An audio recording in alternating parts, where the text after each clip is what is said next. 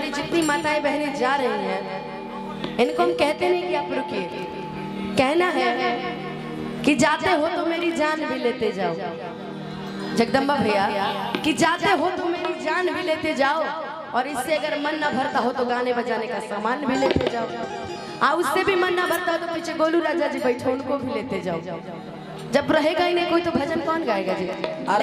अरौरा ये अकेले कंठी माला हिलाएंगे, हम गा लेंगे, हम गा लेंगे यहाँ पे, हमें चिंता नहीं, हम गा लेंगे। का जी आप ताली बजाएगा, हम गाएंगे, क्योंकि बहुत पहले एक भजन हम गाया करते थे कि आज है जगराता मैया का, माँ को मना लेना। अरे ये भैया जी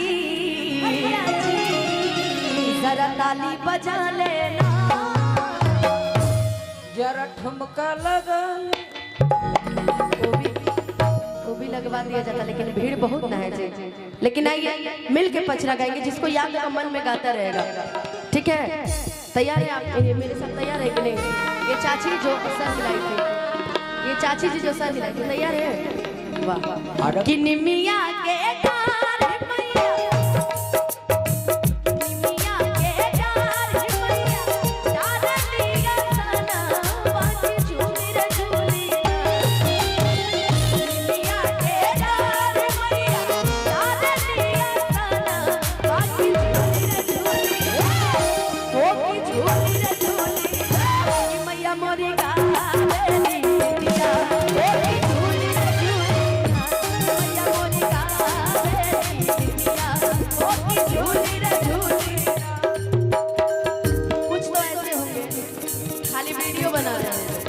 ऐसे होंगे जो फेसबुक पे लाइव किए होंगे, लेकिन यहाँ तो नेटवर्क नहीं है। इसमें से जगदम्बा भैया कुछ ऐसे भी होंगे जो अपने अपने गर्लफ्रेंड को वीडियो कॉल करके भी दिखा रहे होंगे कि देखिए अनुपमा जी गा रहे हैं।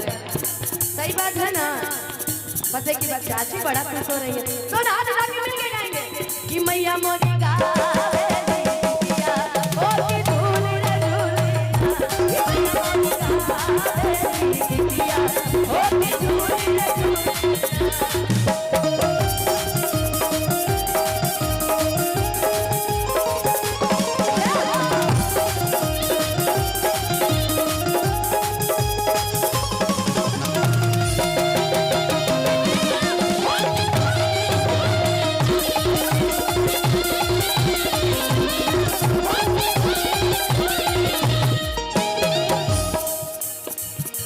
झूलते झूलात मैया के हरे लागली पियसिया कि चली रे दिहलीना। झूलते झूलात मैया के लागली पियसिया कि झूलते झूलात मैया के लागली पियसिया कि चली रे दिहलीना। जब माता रानी को प्यास लगता है तो माता रानी कहाँ जाते हैं? बोतल भिरी। माता रानी कहाँ जाते हैं? आंसर दीजिए ब्यूटीफुल लेडीज, कहाँ जाती हैं? गंगा जी भी। नल के पास। किसके पास?